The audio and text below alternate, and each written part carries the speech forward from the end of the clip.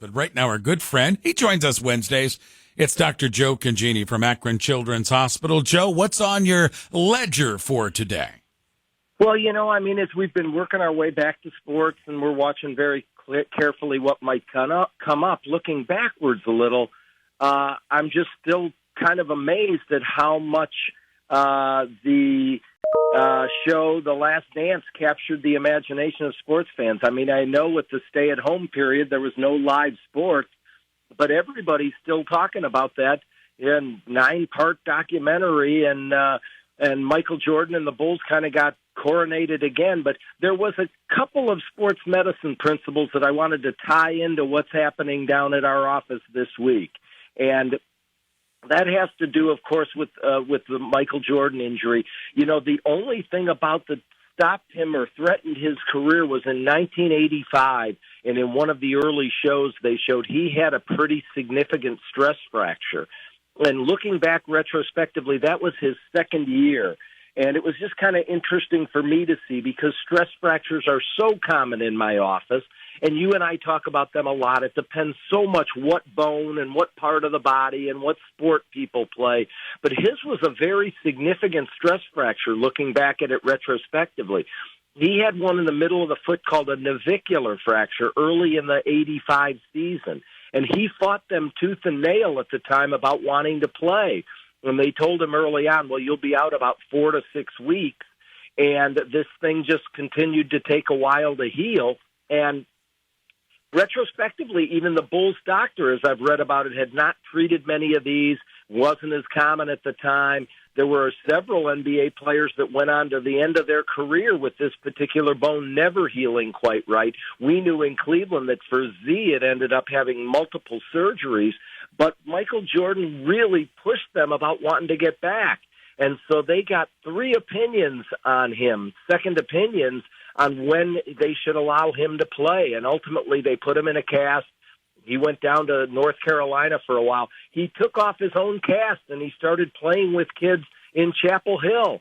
And he came back. He said, I'm going to play. I really want to play. And a couple of the opinions said, no, he should be done for the year. A guy with his talent, nobody should take a chance on this bone. Excuse me. And the navicular bone. And he said, no, I'm going to play this year. And there were only a handful of games left. He sat out 4.5 months, and then he came back and actually led them to the playoffs. They put an arbitrary 8-minute restriction on him. We do restrictions, too. You hear of pitch counts or kick counts or different things that we do to put restrictions on athletes. Well, he had an 8-minute restriction. And if he was right in the middle of the fourth quarter, they'd take him out to make sure that they were trying to get him to heal. And retrospectively, this bad bone ended up healing for him, and it worked out for him. And I'm told he never had a problem with that again in his career. And the odd part is we spin forward to today, we've had kind of a forced rest period for all of our athletes. So we're about week 3 into seeing injuries now, Ray, down at our center. And for the first time in my career, kids telling me they haven't played any sports for over 2 months in many cases. And so many of the kids we saw in the winter with overuse injuries and stress fractures, many of them now are coming in and they're healed and they're doing well. We try to get them back on some rehab and get the strength back in that area.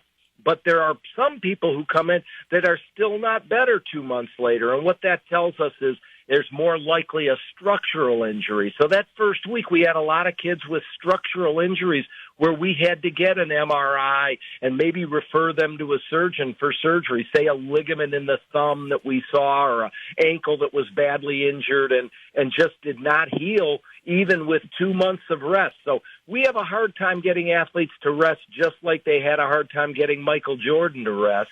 But in this period of time, everybody rested, and some of them didn't get better, and they end up in that 10 or 15% that need surgery, need MRIs and things like that for structural injuries. And that's something we've seen a lot of down at the sports medicine in the last week or two. You know, that's a big difference, too, in watching that thing. The difference between then and now, Jordan couldn't wait to get back out on that court and dump in those points against the Celtics. Now it's okay. Let's wait get a good draft pick. Let's kind of tank the season and wait for next year. I thought that was a big thing that stood out to me.